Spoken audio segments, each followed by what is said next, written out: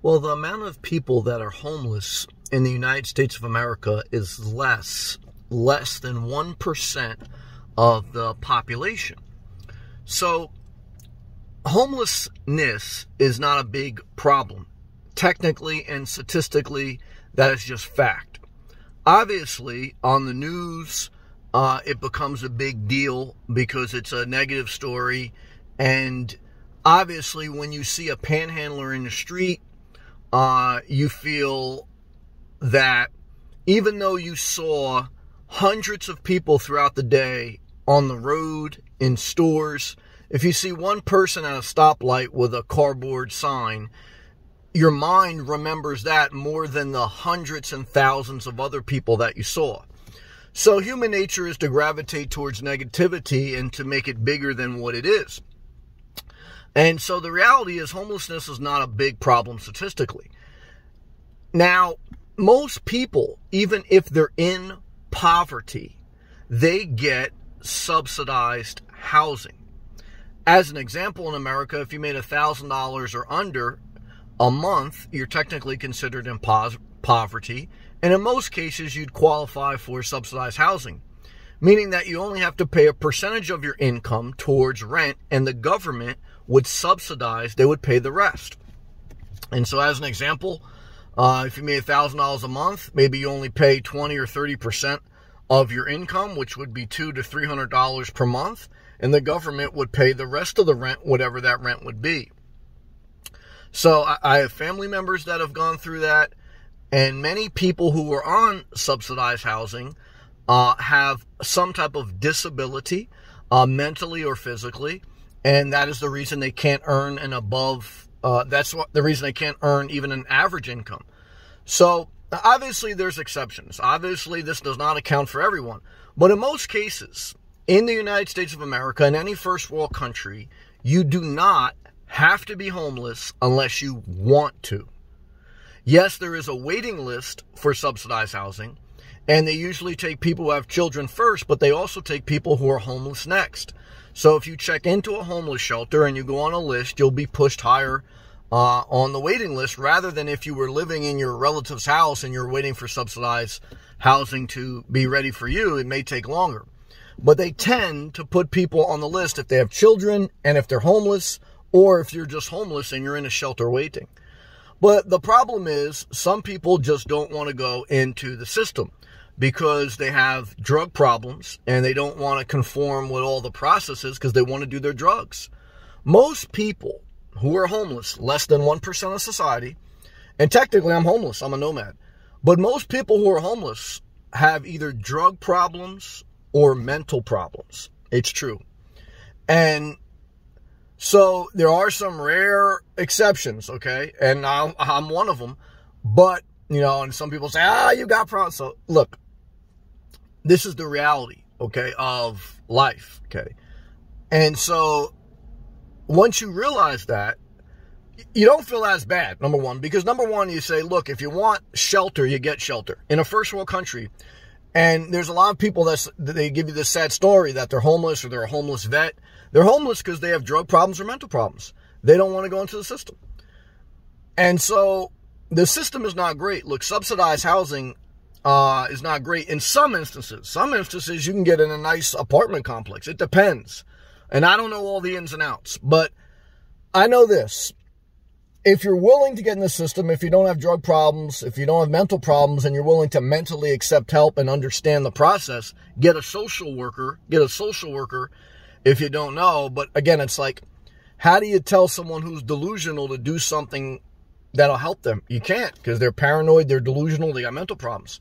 How do you tell a drug addict to seek help when their primitive operation is to get their fix so they can operate? They don't want to get help. They want to have enough money to do their drugs and be left alone.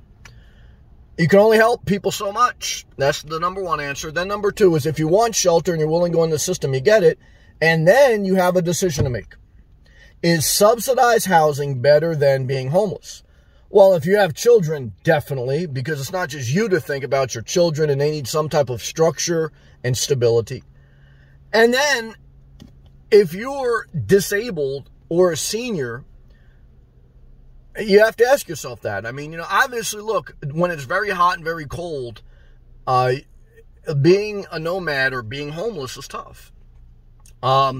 If you have your wits about you, and if you're able to operate and even make an income, and you're not addicted to drugs, and you don't have severe mental problems, you can thrive as a nomad, and you can prefer living in your vehicle and technically being homeless than going into a subsidized house. But I think it'd be good to have a subsidized apartment as a home base. But, again, obviously, look, if you don't have any car, if you're completely destitute, then without a doubt, get subsidized housing. Because to live on the street and live out of a tent, even though I've seen people do it, and they got drug problems or mental problems, then that's harder. Okay, you expose yourself a lot more. Humans need a level of shelter. You can live on the street in a tent in the woods, but it's harder. But, that's where I disagree with Bob Wells and others with this philosophy that, if you're kicked out, number one, no one's kicked out for no reason. If you're kicked out of your apartment or house, chances are you didn't pay the rent and you're a problem.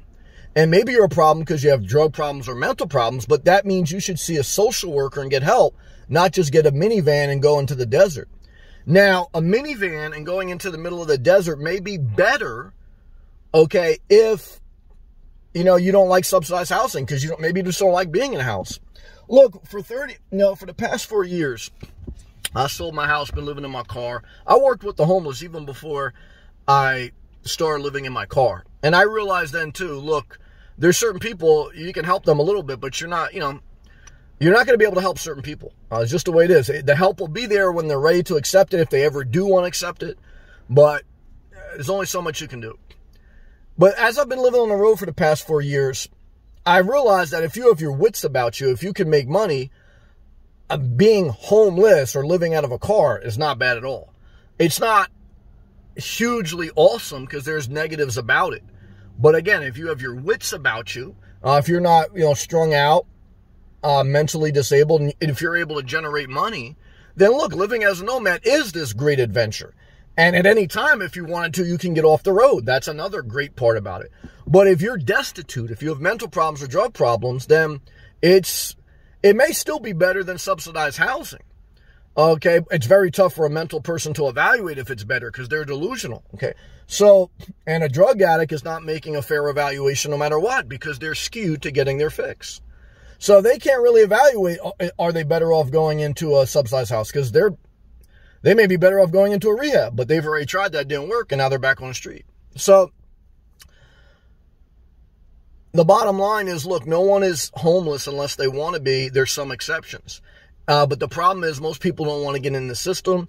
The less than 1% of society that are homeless, those without a car, I would say really struggle. But again, they just don't want the help. And those with a car, if you have the wits about you, then obviously look, and you're able to generate money, it may be better living your vehicle. But again, that evaluation is tough for someone who doesn't evaluate other things well. But I would not recommend for people to live out of their car if they have severe problems. However, I would never force someone to do anything. Even society, they don't force anyone to do anything.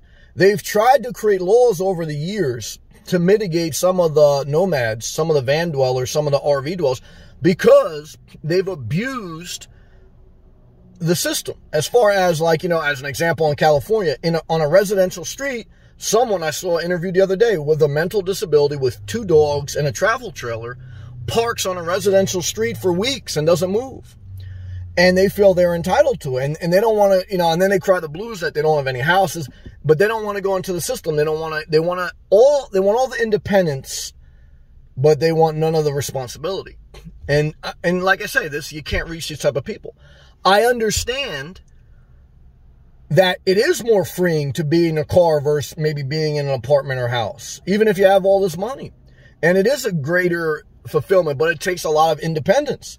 And you're dealing with people who are unstable mentally or physically. It's only a matter of time before this adventurous life hits a low. And then when something hits a low with someone who's unstable, they lash out, they go crazy, they go ballistic, and then they'll even back out. But that's the problem. See, someone who is very volatile in their personal life, when a high and a low comes, like, they don't adjust well because they're volatile. They need stability. Someone who is mentally disabled or addicted, they need stability to subsidize, not just financially, but logistically subsidize their volatility, okay? But when you're dealing with someone who's volatile, they don't want to be told what to do. They want to go like this, okay? But you need this foundation, okay? Now, if you're good physically, mentally, emotionally, and you have a financial stability, you can afford to flow with the wind. Because if you needed to, you know how to get back to here. See, someone who's going like this, getting back to here is almost impossible without a major bottoming out. And that's why that even if living as a nomad is better, freer, if you don't fix your life, it still doesn't fix your life. However, everyone has a right, as long as they're not breaking the laws or hurting someone, everyone has the right to bottom out or to figure it out, right or wrong, because who are we to judge? We just have to ensure that certain protocols are met. But that's a huge thing that most people don't get. You know, they don't understand that, look, pretty much if you're out in the street, it's because you want to be.